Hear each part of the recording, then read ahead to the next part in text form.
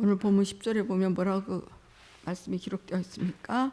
돈을 사랑함이 일만하게 뿌리가 되나니 이것을 탐내는 자들은 미혹을 받아 믿음에서 떠나 많은 근심으로써 자기를 찔렀도다. 그렇게 말씀하고 있습니다. 자, 이 말씀은 불신자들이 하는 말씀이 아닙니다. 이 말씀은 우리 믿는 자들에게 하신 말씀입니다. 예수 믿는 사람들이 돈을 사랑함으로 미혹을 받아서 믿음에서 떠난다. 그런 말씀을 하고 있습니다. 이 세상은요, 돈을 최고의 가치, 최상의 가치로 여깁니다. 그래서 이 세상은요, 돈 하며 돈을 따라갑니다. 인간의 움직임이 보면 전부 돈의 흐름을 따라 가고 있는 것을 우리가 볼 수 있습니다. 세상 사람들은 하나님은 찾지 않아도 돈은 열심히 찾아다닙니다. 그런데 우리 믿는 자들 중에서도 돈 때문에 아니 주일 예배만 드리면 됐지 무슨 3일 예배고 금요일 예배를 드리냐, 돈을 벌어야 먹고 살 것 아니냐 하면서 하나님보다 돈을 찾는 사람들이 많이 있습니다. 돈 자체가 나쁜 것은 아닙니다. 돈은 벌어야 돼요. 돈은 필요합니다. 그러나 사람이 돈의 마음을 빼앗기면 사람이 정말 취해집니다. 돈의 마음을 빼앗기면 부부지간이나 그리고 부모 자식 간에도 혈육의 정보다 돈을 우선하게 만들고 그래서 서로 불화하게 만듭니다. 우리가 돈을 초월해서 살겠다 그렇게 우리가 마음도 먹기도 하지만 돈을 보는 순간에 돈의 지배를 받게 되는 것을 많이 봅니다. 이처럼 지금은 돈이 우상이 되는 그런 시대입니다. 오늘 본문 6장 8절에서 바울이 우리가 먹을 것과 입을 것이 있은즉 족한 줄로 알 것이니라 이렇게 말씀하고 있습니다. 먹을 거가 입을 것이 있으니까 그냥 만족하고 살아라. 족한 줄로 알고 살아라. 근데 사람들은요, 요즘 보면 다 집집마다 차가 있어요. 그런데 어때요? 차가 오래돼서 버리는 게 아니에요. 차가 있는데도 더 좋은 차를 타기를 원하고, 그리고 집이 있는데도 더 좋은 집에서 살기를 원하고, 그리고 옷이 있는데도 더 좋은 옷을 입기를 원해요. 사람들은 맛있는 음식을 먹고 마음껏 돈을 쓰고 그렇게 아쉬움 없이 살기를 원합니다. 여러분, 많은 사람들이 입으로는 돈보다 하나님을 더 사랑한다 그렇게 말하지만 실상은 하나님보다 돈을 더 사랑하는 그리스도인들이 얼마나 많은지 모릅니다. 많은 그리스도인들이요, 가난할 때는 새벽마다 기도하고 하나님께 부르짖으면서 그렇게 은혜를 사모하던 사람들이 돈을 많이 벌고 나면 그 사모함이 사라지는 것을 볼 수 있습니다. 많은 그리스도인들이 하나님의 축복으로 그렇게 새벽마다 하나님 앞에 부르짖고 기도함으로 말미암아 하나님의 축복으로 돈을 많이 벌어요. 근데 그렇게 돈을 많이 벌고 나면 그 다음부터 어떻게 해요? 간절함이 사라지고 적당히 신앙생활하면서 그냥 체면 유지 그 정도로 하나님 앞에 헌금을 드립니다. 그러면서도 자기 딴에는 난 넉넉히 주를 위해 쓴다 그렇게 생각해요. 그래서 말로는 하나님께서 주신 은혜에 감사해서 예물을 드린다 하지만 속으로는 돈으로 겨우 체면 유지하고 있다는 것을 본인은 몰라요. 성경을 보면 돈 때문에 믿음에서 떠나는 사람들이 많이 있어요. 마태복음 19장에 보면 예수님을 찾아온 부자 청년의 이야기가 나옵니다. 한 부자 청년이 예수님을 찾아와서 선생님이요, 내가 어떻게 해야 영생을 얻겠나이까 그렇게 묻습니다. 그랬더니 예수님께서 네가 율법을 지켰느냐 그렇게 물었습니다. 그랬더니 청년이 뭐라고 말합니까? 네, 잘 지켰습니다. 정말 율법으로는 흠이 없이 그렇게 살았습니다. 그렇게 대답을 했습니다. 다시 말하면 이만하면 영생을 얻을 수 있지 않겠습니까? 그런 말이에요. 이 부자 청년이 예수님께 어떻게 하여야 영생을 얻을 수 있습니까? 라고 물은 것은 영생을 얻기 위해서가 아니라 자기는 영생을 확보했다고 믿기 때문에 확인차 물어본 것인지도 모릅니다. 그때 예수님이 뭐라고 말씀하십니까? 계명을 다 지켰다고 말하는 청년에게 내가 온전하고자 할진대 가서 내 소유를 팔아 가난한 자들을 주라. 그리하면 하늘에서 보화가 내게 있으리라. 그리고 와서 나를 따르라. 그렇게 말씀하셨습니다. 근데 이 청년은 돈이 많았기 때문에 예수님의 말씀을 듣고 근심하며 예수님을 떠나갔습니다. 영생하기 위해서 예수님을 찾았던 그 청년이 전 재산을 싹 팔아서 구제하고 예수님을 쫓을 수는 없었다는 거예요. 영생을 그렇게 갈망했으면서도. 그 청년은요, 하나님과 영생보다 돈을 더 사랑했어요. 그죠? 이 청년이 과연 구원받았겠느냐 그 말입니다. 하나님과 영생보다 돈을 더 사랑했던 이 청년이 과연 구원을 받았겠느냐. 우리는요, 절대로 하나님과 영생보다 돈을 더 사랑함으로 망하는 자가 되어서는 안 됩니다. 돈은요, 예수 믿는 우리들이 신앙생활하는 일에 많은 방해를 해요. 돈이 많으면 많은 대로, 없으면 없는 대로 이 돈이 우리 신앙생활을 그렇게 방해를 합니다. 이 돈이 있는 사람들은요, 개척교회나 건축하는 교회에 다니려고 하질 않아요. 왜냐하면 헌금에 대한 부담감이 생기기 때문에. 이 돈 있는 사람들은 그런 교회 다니다가 내가 조금이라도 가지고 있는 그 돈 다 뺏기겠다 싶어서 그런 교회 다니려고 하지 않습니다. 또 돈 많은 사람은 교만해서 남에게 상처를 주기도 합니다. 이 돈 많은 사람들은요, 가난한 사람들 그 심정을 몰라요. 그래서 많은 상처를 줘요. 아, 그까지 넌 얼마나 된다고 그것 정도도 못 내냐? 그렇게 그 가난한 사람들, 주님께 드리고 싶어도 돈 없어서 못 드리는 그런 사람들의 마음에 상처를 줍니다. 근데 정말 돈이 없는 사람들은요, 그런 말에 상처를 받아요. 아, 그까짓 것도 없어서 그래? 이러면 돈 없는 사람들은요, 그까짓 거? 그러면서 상처를 받습니다. 상처받은 사람도 돈 때문에 상처를 받는 것이고, 상처 준 사람도 돈 때문에 상처를 준 것입니다. 이렇게 돈이 신앙생활에 방해꾼 노릇을 합니다. 큰 교회는요, 교회 사기치러 오는 사람들도 있대요. 작은 교회 같은 경우는 그런 경우가 드물지만, 큰 교회에서는요, 이 사기를 치는 사람들이 그 처음 그런 교회 온 사람들을 붙들고 교회에서 그렇게 친절하게 대하면서, 그리고 아주 영향력 있는 사람처럼 그렇게 행동하면서 그렇게 다른 사람, 처음 온 사람들에게 신임을 얻고서 그리고서는 돈을 빌리고 갚지 않는 사례들이 간혹 있다고 합니다. 그러면 돈을 빌려준 사람은 돈 떼었다고 시험 들어서 교회에 나오지 않게 되죠. 돈이 하나는 사기를 치게 만들고 또 하나는 시험 들어 교회를 떠나게 만듭니다.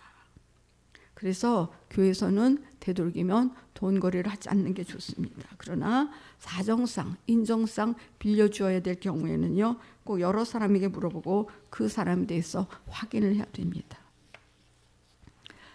내 눈에는 좋은 사람처럼 보여도 그 사람에 대해서 우리가 다 알 수가 없습니다.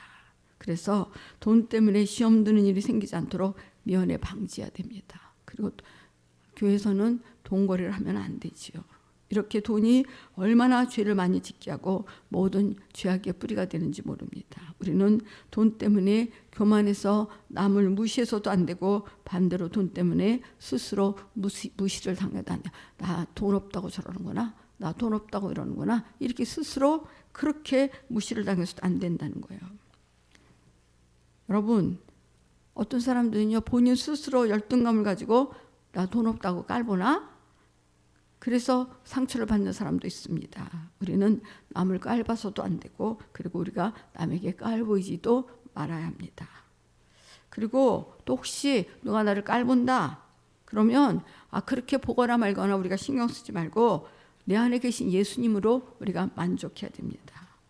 돈이 없어서 가난할지라도 절대로 돈 때문에 의기소침하지 말고 주님 한 분만으로 만족하고 난 주님의 자녀야, 주님이 내 안에 계시오, 그렇게 자부심을 가져야 합니다. 성경에 보면 부자가 헌금하는 장면이 나오죠. 예수님께서 헌금교회 앞에 앉으셔서 사람들이 헌금하는 모습을 보고 계셨습니다. 부자는 자기의 그 많은 돈으로 헌금을 하지요. 그때는 이렇게 지폐가 아니고 다 이렇게 그 동전들이었으니까요. 부자는요, 그 헌금기에 돈을 넣으면서 얼마나 그 소리가 크게 났겠어요. 나 이렇게 헌금을 많이 한다 이랬을 거예요. 그런데 한 가난한 과부가 2렙돈, 가장 작은 단위의 그 동전 2렙돈을 가져다 바칩니다. 그런데 예수님 뭐라고 말씀하셨습니까? 예수님은 비록 적은 돈이지만 그 가난한 과부가 자기의 모든 소유를 바쳤다면서 가장 많이 넣었다, 그렇게 말씀하셨습니다. 여러분, 10억을 가진 사람이 100만 원 헌금하는 것과 그리고 자기가 가진 전 재산 그 10만 원 중에서 만 원을 헌금한 사람이 있다면 누가 더 하나님께 많이 드린 사람이에요? 이와 같이 하나님과 관계는요, 돈을 많이 드렸느냐 적게 드렸느냐 그 가치로 측량할 수 있는 것이 아니라 하나님과 나의 관계로 측량하는 것이에요. 내가 돈이 없어도, 그래서 비록 조금밖에 드릴 수 없다 할지라도 내가 정말 하나님의 은혜에 감사해서 드리면 하나님과의 관계에서 하나님이 얼마나 기쁘게 받으시겠습니까?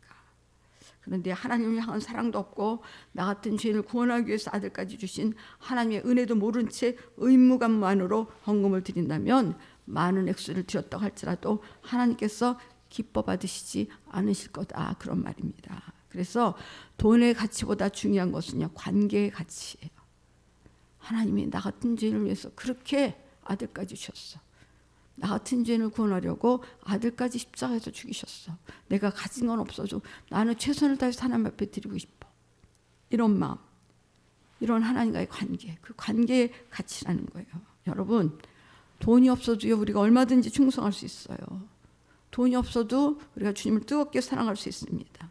돈이 없어도 기도해서 기도의 응답을 받을 수 있고요. 돈이 없어도 예배 속에서 영광의 하나님 우리가 만날 수 있어요. 돈하고 하나님 만나는 거는요, 돈이 없다고 해서 하나님 만나는 데 지장 있는 거 아무것도 없어요. 우리가 신앙생활 하는데 아무 지장도 없어요. 그런데 돈을 아무리 많이 가졌어도 예수님을 모른다면 그 사람은 절망입니다. 주님은 가난한 자에게 복음을 전파하셨고, 그리고 부자가 천국 가기가 낙타가 바늘기로 들어가는 것보다 더 어렵다, 그렇게 말씀하셨습니다. 이 시대는요, 돈이 부모 자식 간이나 형제 간이나 부부 간에도 원수를 만드는 모습을 쉽게 찾아볼 수 있어요. 돈 때문에 살인도 나고요, 돈 때문에 남편을 죽이고 아내를 죽이고, 이런 일들이 지금 이 시대에 일어나고 있습니다. 여러분, 우리는 돈이 굉장한 것인 줄로 알지만 천하보다 귀한 목숨에 비하면 별것 아니에요. 돈만 있으면 얼마나 내가 행복할까? 아니라는 얘기예요. 우리 목숨, 천하보다 귀한 목숨에 비하면 별것 아니에요. 돈은 우리가 육체가 살아가는 데 있어서 그냥 도움이 되는 것뿐이에요. 돈은 형제간이나 부모 자식 간의 관계를 갈라놓을 만한 이유가 없고 그만한 위력도 없어요. 돈은 그만한 힘이 없어요. 그런데 사람들은 돈의 위력을 아주 대단하게 보고 있어요. 돈이면 다다, 그렇게들 생각하고 있어요. 돈이면 다 아니에요. 돈이 다 아니에요. 누가복음 16장에 나오는 부자는 죽어서 음부에 갔습니다. 근데 그 집에서 얻어먹던 거지 나사로는 죽어서 낙원에 갔습니다. 음부에서 부자가 소리치죠. 아버지 아브라함이여, 내가 이 음부에 왔어야 돈이 가치가 없다는 것을 깨달았습니다. 저 나사로의 손끝에 물 한 방울만 찍어서 내 혀를 좀 서늘하게 해주세요. 그랬더니 아브라함이 뭐라고 대답합니까? 예, 안타깝지만 그럴 수 없다. 너와 나 사이에는 구렁이 끼어 있어서 내가 너에게 가고 싶어도 갈 수 없고 네가 나에게 오고 싶어도 오지 못한다. 그렇게 대답했습니다. 구렁이 끼어 있다는 게 뭐예요? 죄의 담이 끼어 있다는 거예요. 부자가 돈은 많았는데 그 돈으로 죄의 담을 헐 수 없었어요. 그 많은 돈으로 죄의 담을 헐 수 없었어요.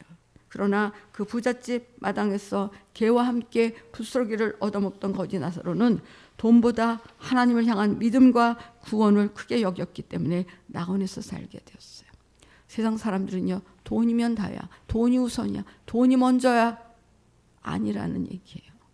그 돈 많던 부자는 음부에 떨어졌고, 돈보다 하나님을 향한 믿음과 구원을 크게 여겼던 그 거지 나사로는 낙원에서 살게 되었습니다. 여러분, 부자는 돈이 많았지만 그 돈이 부자를 구원해 주지 못했어요.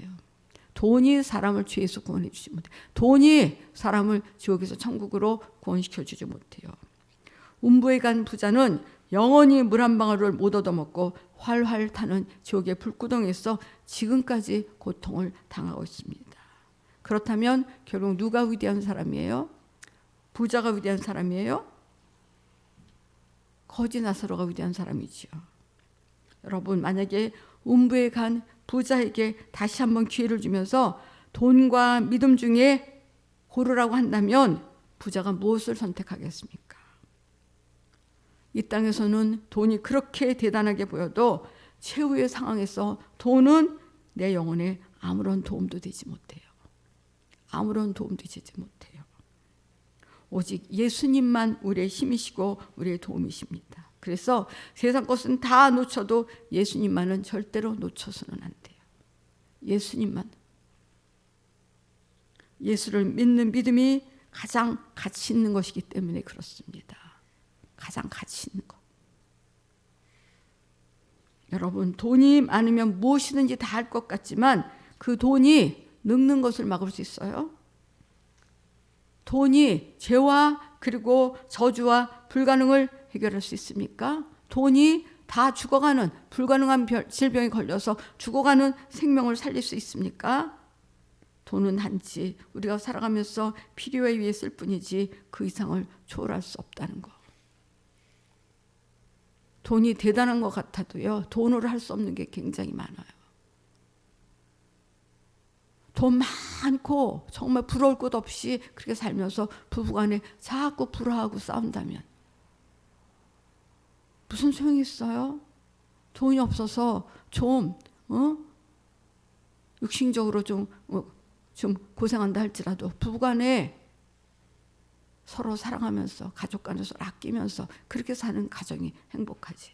여러분, 돈 때문에 가난할 때는 행복하게 살던 그런 가정들이 돈이 좀 있고 나니까 불행해지는 가정들이 얼마나 많습니까?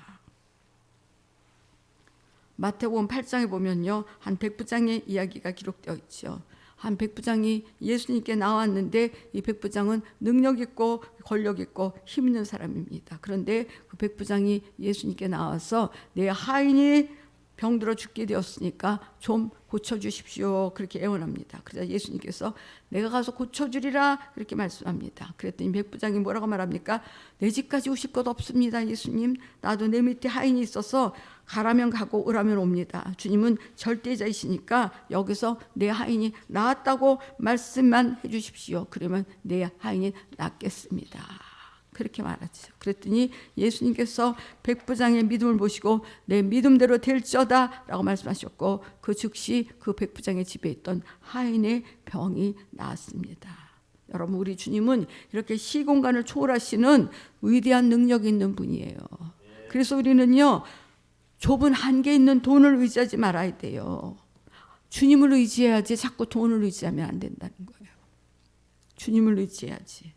우리는 돈의 유혹에 넘어가면 안 된다는 거예요. 오늘 본문 6장 9절에 보면 부하려 하는 자들은 시험과 올무와 여러 가지 어리석고 해로운 욕심에 떨어지나니 그 사람으로 파멸과 멸망에 빠지게 하는 것이라 그렇게 말씀하고 있습니다. 부자 되기를 원하는 사람은 정욕에 떨어진다는 거예요. 정욕에 떨어진다는 거예요. 열심히 신앙생활을 잘하던 사람이요, 돈에 마음을 빼앗기면 기도하지 않아요.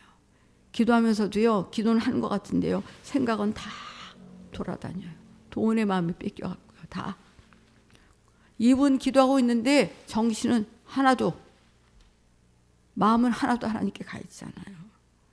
여러분, 돈에 마음을 빼앗기면요, 하나님과의 관계도요, 마치 사업하듯이 해요. 하나님께 예물을 드릴 때는 그냥 주님의 은혜가 너무너무 감사해서 그렇게 예물을 드려야 되는데 내가 이만큼 바쳤으니까 하나님도 이만큼 축복해야 되지 않겠어? 그렇게 계산을 합니다. 돈의 마음을 빼앗기면 다 돈하고 연결이 되는 거예요. 여러분, 돈의 유혹을 이기라 이 말은 가난하게 살아라 이 말이 아니에요. 돈을 많이 벌지 말아라 이 말도 아니에요. 돈을 많이 갖더라도 돈의 노예가 되지 말고 돈 때문에 뒤집지 말라 그 말입니다. 또 돈이 없고 가난해도 가난 때문에 영혼이 망치지 말라 그 말이에요. 여러분, 돈 때문에 소외당하고 그리고 돈 때문에 열등감 갖고 돈 때문에 무시당한다고 생각했다면 회개해야 됩니다. 또 돈 때문에 교만했던 것, 또 돈 때문에 남을 무시했던 것, 또 돈 때문에 하나님과 관계를 소홀히 했던 것도 다 회개해야 합니다. 주님은요, 우리에게 먹을 것과 무엇을 먹을까, 무엇을 입을까, 무엇을 마실까 염려하지 말라고 하셨지요. 그런 거 염려하지 마라. 공중에 나는 새도 내가 다 먹이고 입히는데 하물며 너희일까 보냐. 걱정하지 말라. 그렇게 말씀하셨는데 하나님께 맡기지 못하고 걱정하고 근심하고 주님의 마음을 아프게 했다면 이거 다 회개의 제목이에요. 다 회개해야 될 제목들이에요. 돈을 사랑함이 일만하게 뿌리라고 그렇게 말씀했으니까 우리는 돈을 사랑하지 말고 돈을 영혼의 때를 위해서 써야 됩니다. 여러분, 돈 때문에 천국 가는 그 길이 쉬워야지 돈 때문에 천국 가는 일에 방해가 되어서는 안 된다는 거예요. 우리는 자꾸 내 육신의 것 때문에 돈 이러면 안 돼요. 그러면 하나님이 그런 사람에게 돈 주시겠습니까? 돈 줘봤자 쟤는 60만 원에서 다 쓰지. 뻔히 주님이 우리보다 우리를 더 잘 아시지 않습니까? 우리는 내 평생에 꿈이 있다면 나는 10개의 교회를 건축하리라. 나는 100명의 선교사를 파송해서 그들에게 선교비를 대주리라. 이와 같은 신령한 꿈을 꿔야지. 그래서 내가 가진 돈이 정말 주를 위한 것이 되게 해야 된다 그 말이에요.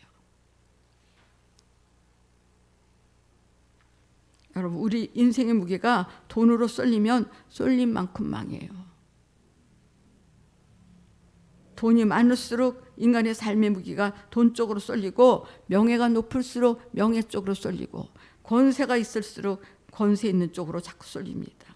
우리는 내가 가진 돈이 내 삶의 무게를 돈으로 쏠리게 만드는 것이 아니라 내가 가진 돈으로 영원한 하나님 나라의 보화와 보물을 쌓아놓을 수 있어야 된다 그 말이에요.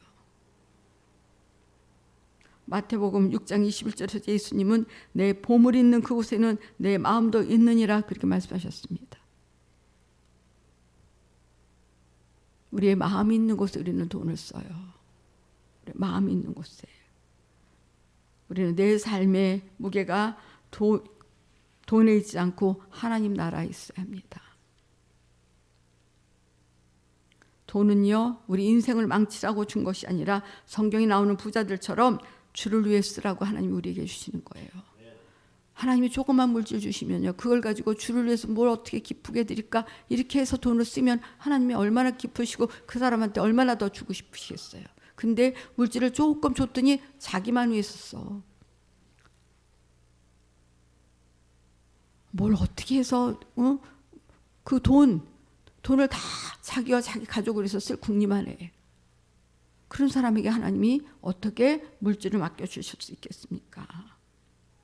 우리는요, 우리가 가진 돈이 많든 적든 주를 위해 쓰는 사람이 되어야 돼요. 어떻게 하면 주님을 기쁘시게 해드릴까?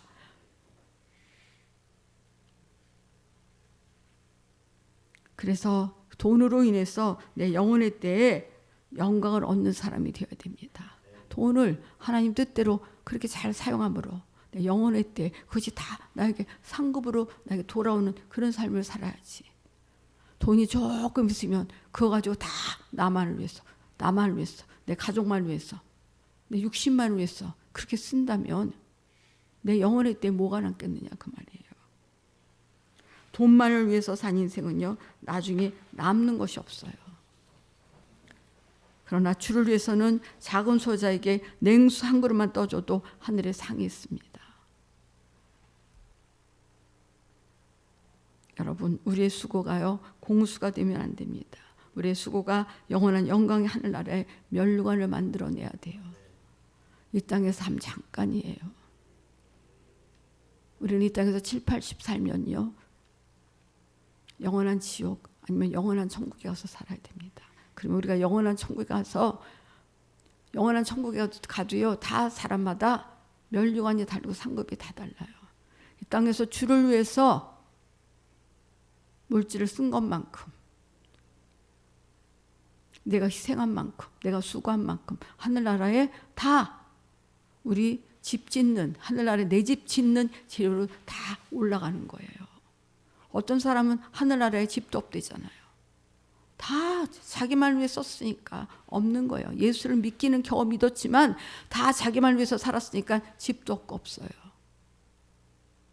우리가 이 땅에서 주를 위해서 쓰고 주를 위해서 헌신하고 주를 위해서 희생하고 주를 위해서 수고한 만큼 그 모든 것들이 하늘나라에 내 집 짓는 재료로 다 올라가서